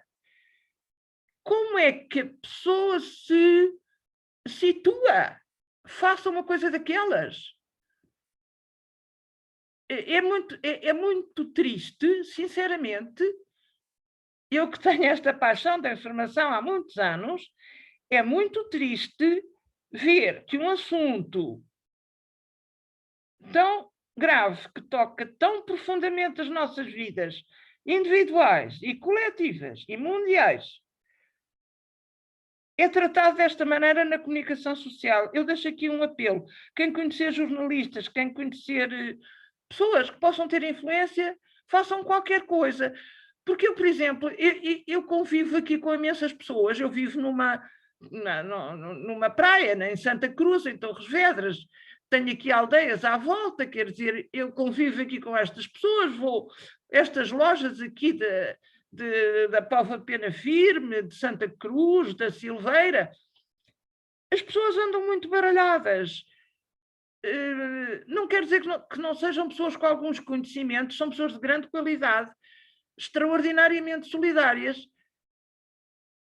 mas acho que deviam ser respeitadas de uma maneira diferente. Pronto, muito obrigada e desculpem lá. Muito obrigada, doutora Isabel, por esta intervenção e também ao doutor Alberto Regueiro. Efetivamente, as questões e os argumentos que enumeraram aqui são muito importantes. Eu vou só enumerar os 2 pontos assim muito rapidamente. A do doutor Alberto estava muito relacionada com a parte da evidência científica e com as organizações manterem a sua estrutura e a sua organização aqui, sermos rigorosos com o rigor das instituições, e a doutora Isabel com a parte da comunicação social e de como é que a comunicação social se deve comportar em termos de pandemia. Eu iria pedir então aos nossos oradores que fizessem uma intervenção ou comentários, mas muito rapidamente, dada a avançada hora, e creio que as próximas intervenções terão que ser mais curtas, porque efetivamente já estamos quase a chegar à hora de jantar, portanto, e teremos todos que fazer ainda o nosso jantar, com certeza. Portanto, passo já a palavra ao professor João Rocha, dando-lhe cerca de 2 minutos. Muito obrigada, professor. Ora bem, isto realmente com perguntas tão interessantes é difícil responder rapidamente, porque dava realmente para muitos minutos.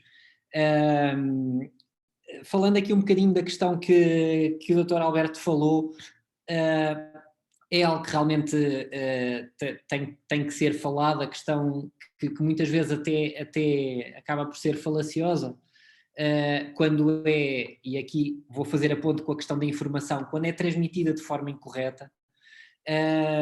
Eu vou falar daquilo que conheço, eu tenho acompanhado o desenvolvimento das vacinas desde um passo muito, muito inicial, e uma coisa que eu, por exemplo, gostaria de realçar era que, mesmo que este desenvolvimento tivesse ocorrido da forma tradicional, com os ensaios clínicos feitos com o tempo normal, digamos assim, com uma avaliação feita de forma normal, na mesma, estas reações adversas que têm sido encontradas de tromboembolismos não teriam sido detectadas.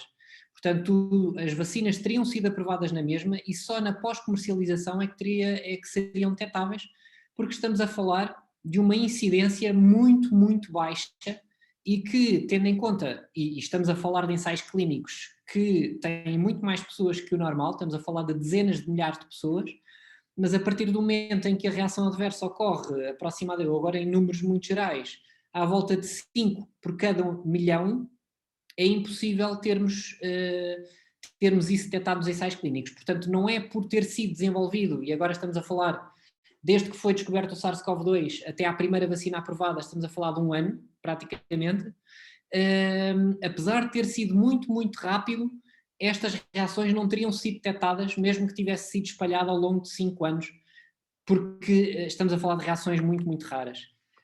Mesmo em termos de passos envolvidos, é óbvio que há aqui questões que num desenvolvimento normal nós saberíamos. Por exemplo, a questão que há bocado era falado, quanto tempo é que estas doses ou doses duplas de vacinas irão proteger, irão dar imunidade às pessoas vacinadas? Num desenvolvimento normal já saberíamos isso. Hoje em dia ainda não temos essa noção, mas a questão era com a urgência, e lá está, nós sabemos a vantagem que é sermos vacinados, e lá está, houve informação que foi adiada, não é? Mas comparativamente com o benefício que estamos a ter de ter a vacina mais cedo, claramente que muita da informação que ainda não conseguimos ter é completamente suplantada pelos benefícios, mas claro, é sempre um equilíbrio, e sabemos, por exemplo, que estão a aparecer novas tirpes e não sabemos ainda se algumas das vacinas têm eficácia sobre essas tirpes, apesar de já estarem aprovadas, mas é informação que vamos tendo à medida que a situação vai evoluindo. Eu não quero deixar de referir a questão que a doutora Isabel falou. É algo que eu falo sempre que possível, é algo que eu, com os meus alunos, constantemente estou a falar, que é a importância de transmitir boa informação.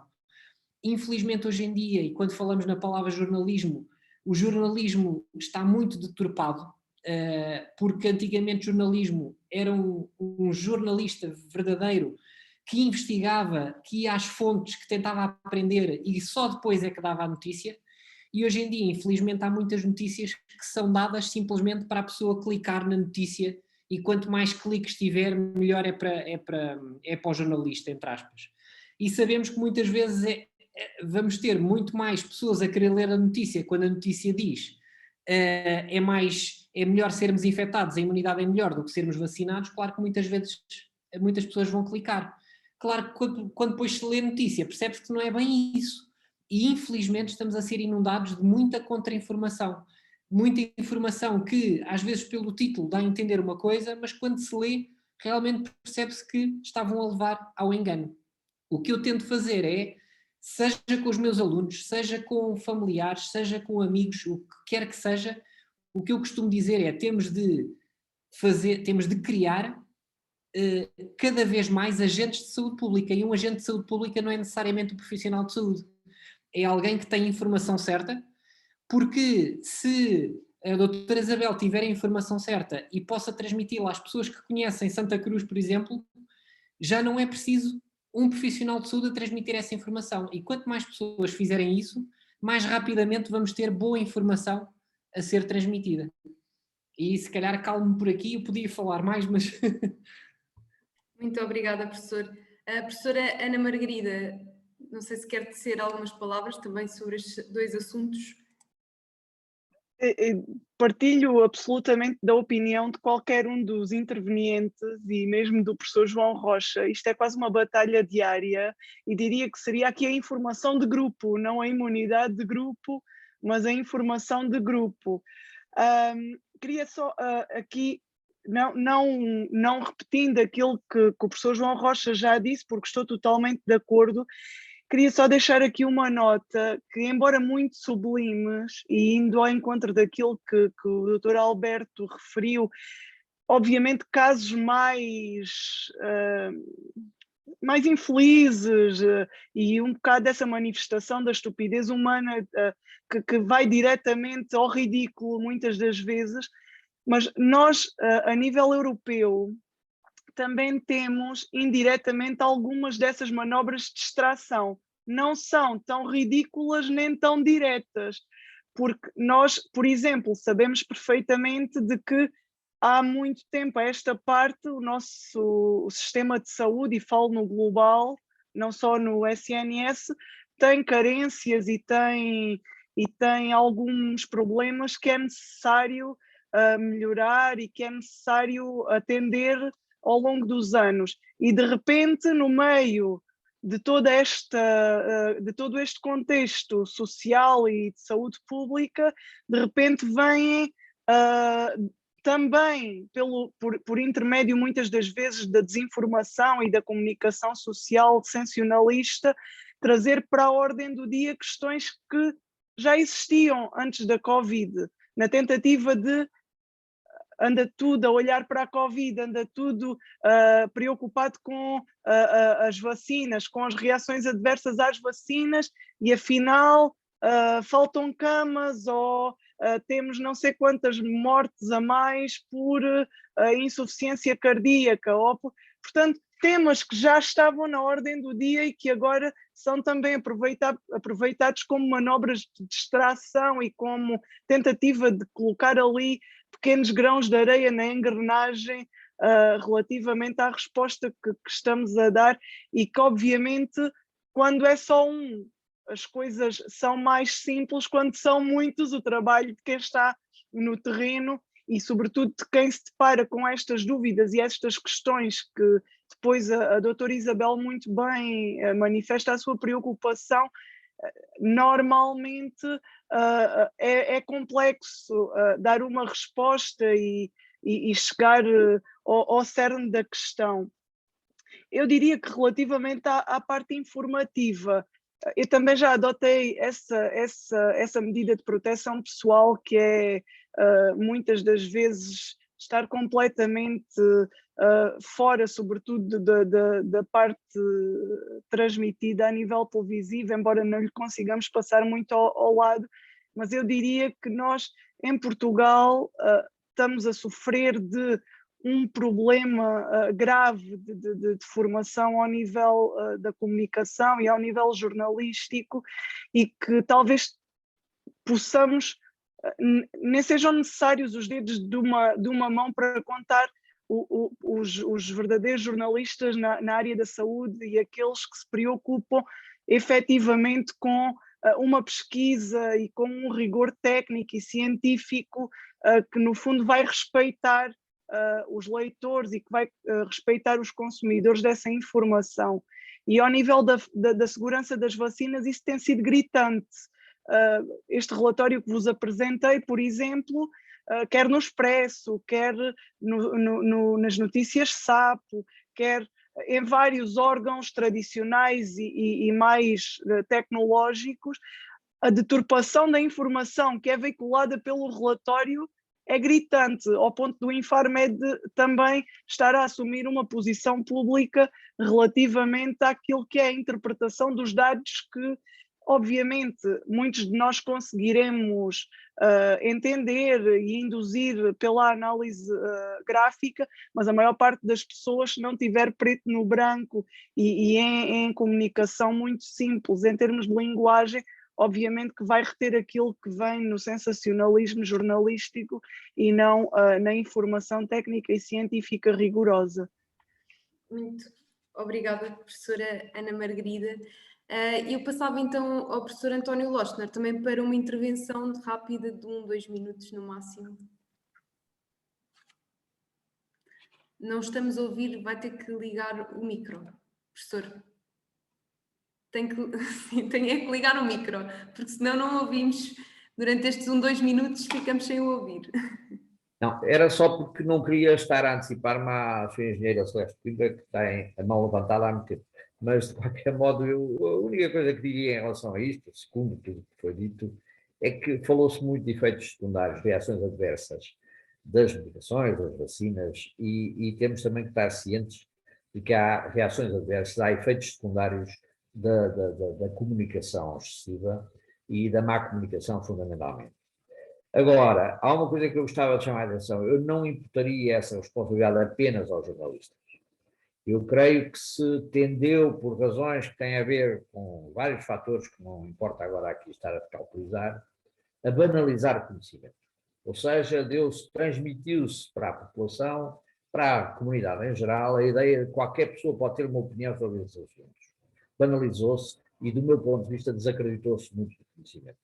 E quando se ouvem alguns peritos a falar, eu penso que as pessoas já, passe o pluralismo, dão o devido desconto. Ou seja, as pessoas sabem que no noticiário seguinte virá alguém dizer o contrário. Igualmente perito e igualmente credível. E isto é o pior que se pode fazer ao conhecimento de base científica e rigorosa. E, portanto, era isso que eu acho que nesta nova fase valia a pena começarmos a ter todos um bocadinho mais de cautela naquilo que se transmite à opinião pública e que é depois objeto de fóruns, de programas de televisão e de rádio, de comunicação, em que toda a gente tem uma opinião, independentemente da sua programação de base, independentemente daquilo que possa estar a dizer com o conhecimento de causa ou não. E isto é mau para a comunidade em geral, é mau porque desacredita e o pior que se pode fazer a um rigor científico é o seu descrédito. E ficava-me por aqui. Muito obrigada, professor António Lochner. Obrigada a todos os oradores por estas respostas. Irei passar sem mais demoras à senhora engenheira Celeste Coimbra para fazer então as suas questões. Muito obrigada. Bom, muito rapidamente, para já agradeço as brilhantes intervenções e esclarecedoras e tenho aqui umas questões rápidas porque o tempo está quase a terminar. Relativamente ao professor João Rocha, fiquei realmente elucidada, temos 4 vacinas aprovadas, mas tenho ouvido que há muitas pessoas que têm receio de tomar uma ou outra. E pergunto muito concretamente, quais as mais perigosas e quais a que nós devemos adotar mediante a faixa etária, para já? Depois gostava também de saber se está previsto quando atingiremos a imunidade. Nós sabemos que 70% de imunes já pode ser de vacinados, pode ser considerado atingirmos a imunidade, mas concretamente quando é que isso vai atingir? Depois tenho aqui, relativamente à professora Ana Margarida Adivinha, considero realmente a informação sobre o Sistema Nacional de Farmacovigilância excelente, não tinha conhecimento, acho que isso foi um avanço extraordinário. E aqui pergunto se realmente têm recebido muitos relatórios de reações adversas. Fui informada que há um relatório que saiu agora no dia 7, penso que esse relatório deve ter essa informação. E depois, concretamente, também gostava de saber, as farmácias colaboram nessas notificações? Será que as farmácias estão um bocado afastadas de toda esta problemática? Pronto, portanto, relativamente às questões, penso que temos condições para chegar ao fim deste debate excelente que conseguimos neste momento. Pronto, então com a sua permissão, senhora engenheira Celeste, não avançaríamos com mais questões e passaria desde já então a palavra ao professor João Rocha para começar a responder às questões colocadas. Ora bem, muito obrigado por mais estas duas questões muito interessantes novamente. Eu vou tentar não demorar muito tempo para responder. Relativamente à primeira, é uma pergunta que tem sido muitas vezes feita, que é, realmente já temos 4, tem-se ouvido tanto sobre cada uma delas, principalmente sobre uma ou duas, e no fundo qual é que é a melhor para cada um tomar. E o que eu costumo dizer é: a melhor vacina é a que estiver disponível. Pelas duas razões, tanto pela segurança como pela eficácia, porque quando nós vamos ver a eficácia, óbvio que quando as percentagens são ditas assim da boca para fora, sabemos obviamente que 70 é diferente de 90, não é? Falam de 70%, falam de 90%, 95%, mas como eu disse há bocado, os 95% ou os 70% não quer dizer que de 100 vacinados só 5 é que não estão imunizados, ou de 100, 30 não estão imunizados. Esta percentagem é uma comparação entre os imunizados do grupo da vacina e os imunizados do grupo que não recebeu a vacina. Quando nós vamos comparar a percentagem de doentes que foram vacinados e que não foram imunizados, a diferença entre um 70% ou um 95%, em termos absolutos, pode ser de décimas de percentagem. Portanto, isto é apenas uma forma de conseguir comparar a eficácia entre um grupo tratado e um grupo não tratado. Porque quando vamos ver a eficácia em termos de quantas pessoas é que são imunizadas, estamos a falar de uma eficácia muito grande. E uma coisa que eu gostava de realçar, em todas as vacinas que foram provadas até agora e nas duas que estão na fase mais avançada agora de avaliação pela Agência Europeia de Medicamento, durante os ensaios clínicos, qualquer que seja a eficácia, no final, não houve um único caso de doentes hospitalizados por Covid-19 ou morte por Covid-19 em doentes vacinados. Portanto, qual a melhor vacina? É a que estiver disponível. Porque em termos de reações adversas, são muito, muito raras. Ok? Fazendo as contas, a probabilidade de hoje irmos jantar e irmos de carro e termos um acidente é maior do que termos um tromboembolismo com uma vacina Covid-19. Relativamente à outra questão, pronto, também é uma questão complicada. Imunidade quando? É uma questão complicada. Falava-se dos 70% de população vacinada e, entrando em contas com a estimativa da Task Force para a vacinação, até conseguiríamos dar uma estimativa, mas o problema é que estas estimativas têm de ser adaptadas à medida que a situação vai avançando. Porque, por exemplo, sabemos que vão aparecendo estirpes com um índice de contagiosidade maior. Portanto, estes 70% era um cálculo que se imaginava no início com a variante normal, com a original, e agora vamos ter de ir adaptando estes cálculos à medida que vamos percebendo se estas novas variantes alteram o nível de contagiosidade. Portanto, ainda é difícil dar um valor. Se pensássemos nos 70%, este ano ainda conseguimos ter imunidade de grupo. Agora a questão é se estas novas variantes podem alterar as contas ou não. É mais uma daquelas perguntas que ainda não conseguimos responder, infelizmente. Muito obrigada, professor João Rocha. A professora Ana Margarida, estão para responder às questões colocadas. Muito obrigada. Obrigada, agradeço as questões, também são bastante pertinentes.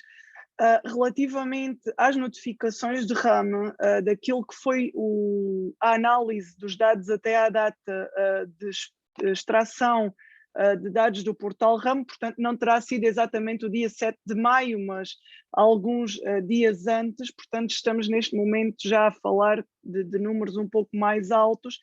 Nós temos para 3.658.504 doses de vacina administradas, cerca de 5.360 notificações, o que dá mais ou menos um rácio de 0.0015 suspeitas de reação adversa pelo número de doses administradas. Mais ou menos 43% foram graves. Normalmente elas são classificadas como graves quando apresentam importância clínica, se o utente, por exemplo, teve que realizar tratamento para remissão dos sintomas, derrame, se foi hospitalizado, se ficou com algum grau de incapacidade para desenvolver as suas atividades habituais, ou se correu risco de vida, Em 0,63% dos casos verificou-se morte. No entanto, após a análise de imputação de causalidade pelos médicos das unidades e do Infarmed, nenhum deles tinha relação causal com a administração da vacina. Portanto, estamos a falar de percentagens muito baixas, tal como o risco dos eventos tromboembólicos, que é aquele que mais se mediatizou até ao momento. Estamos a falar de percentagens muito baixas relativamente àquilo que é a taxa de vacinação, que também, pelo sucesso logístico que tem aumentado, que temos estado a atingir até este momento. Queria só dar aqui um dado interessante, que a maior parte dos nossos notificadores são mulheres, mesmo os utentes, o que significa que a mulher continua a ser aqui, mesmo até para os familiares, em termos domésticos, continua a ser aqui o elo de ligação ao serviço de saúde, mas também continua a ser aquela que procura mais o cuidado de saúde mais rápido, portanto, numa fase mais precoce, e também aquela que mais notifica. Relativamente às questões das farmácias, penso que a engenheira Celeste está a referir-se às farmácias comunitárias especificamente, às farmácias de rua, de oficina. As farmácias comunitárias estão neste momento a atravessar também elas uma crise em termos de recursos humanos, sobretudo porque a maior parte está a funcionar em equipas espelho e muitas das vezes com taxas, agora já não tanto, mas até há pouco tempo com taxas de infecção nas próprias equipas elevadas, e embora seja um importante braço do Sistema Nacional de Farmacovigilância, sem dúvida, mesmo até ao nível de toda a medicação crónica dos seus utentes, aqui no caso do reporte das suspeitas de reação adversa às vacinas Covid, temos tido sobretudo muito mais aporte, quer dos serviços farmacêuticos hospitalares, quer dos serviços farmacêuticos das ARS, que no fundo acabam por conciliar aquilo que são os reportes que chegam, quer dos cuidados de saúde primários, quer dos próprios hospitais, e depois fazer a notificação. Há aqui um dado também interessante, que é, há um acréscimo muito grande dos cidadãos comuns, portanto não profissionais de saúde, a reportar, exatamente pela mesma reação que teve a engenheira Celeste. Não conheciam o Sistema Nacional de Farmacovigilância e agora, pelas circunstâncias, passaram a conhecê-lo, e também muito reporte, sobretudo de médicos de medicina geral e familiar, que acompanham não só o utente em particular, mas acompanham as unidades locais de vacinação e acompanham as famílias.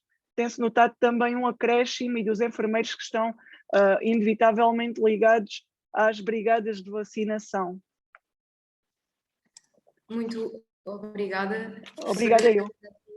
Afetam a saúde mental. Perguntar agora como última questão ao professor António Lochner, é uma questão rápida, o que é que as pessoas devem fazer quando se sentem numa situação em que estão mais deprimidas ou que veem que estas questões afetam? Por exemplo, a professora Ana Margarida Adivinha, creio que já disse que desligava a televisão e que nem sequer via as notícias, não é? Foi uma coisa do género. Portanto, o que é que se pode fazer para melhorar esta situação? Muito rapidamente isto. Sem estar a querer agora inventar uma vacina contra a ansiedade e a depressão, aquilo que eu diria é que as pessoas devem evitar o isolamento. Ou seja, devem procurar, não propriamente ouvir noticiários e debates, mas falar com outras pessoas, quer presencialmente, quer por curso ao telefone, curso ao Zoom ou ao WhatsApp, o que quer que seja, falar, trocar impressões, desangustiar-se naturalmente, como se procura um amigo, como se procura, enfim, alguém que nos entenda no nosso universo. Essa é a palavra de ordem fundamental, é sim às redes sociais, não aquelas redes sociais, enfim, que tanto se fala, mas sim a alimentarmos a nossa própria rede social, as nossas amizades, a nossa vizinhança, enfim, as tais aldeias de que falava a doutora Isabel e que, de facto, muitas vezes são quem nos dá o apoio de que nós precisamos para sermos felizes, para termos bem-estar. Muito obrigada, professor António, muito obrigada. Creio que ficámos todos aqui já com medidas para o futuro e para nós mesmos. Agora que terminamos aqui o debate, gostaria de passar a palavra ao Dr. Alberto Regueiro e antes de passar a palavra também aqui agradecer a vossa disponibilidade e por este tempo, por estes momentos convosco, porque foram momentos muito enriquecedores e foi um debate muito enriquecedor. Muito obrigada. Dr. Alberto. Já agora, Alberto Regueira, se não se importa. Pois a última palavra terá que ser minha, porque em representação da direção do CID Sénior, eu gostaria, mais que gostaria, é indispensável, que felicite todos os participantes nesta mesa redonda, neste painel, desde a moderadora, pois extremamente moderada, não foi muito impositiva, como às vezes os moderadores são, e todas as intervenções do professor João Rocha, da professora Ana Margarida Adivinha e do professor Lochner, a quem eu, enfim, felicito-me mais uma vez por ter tido o prazer de o ouvir pela segunda vez em iniciativas nossas. Gostei muito das vossas intervenções, acho que foram extremamente claras e extremamente informativas e gostaria, portanto, em próximas ocasiões que façam sentido, enfim, sejam mais ou menos intersectem alguns dos vossos ramos de atividade, gostaria muito de voltar a vê-los a iniciativas do CID Sénior. Agradeço muito a todos vós as vossas intervenções, que certamente, digamos, vamos guardá-las e com a possibilidade de as recordar depois com bastante proveito. Muito obrigado a todos e até uma próxima oportunidade. Obrigado. Muito obrigada. Obrigada. Obrigado. Boa tarde a todos. Boa tarde. O resto de semana.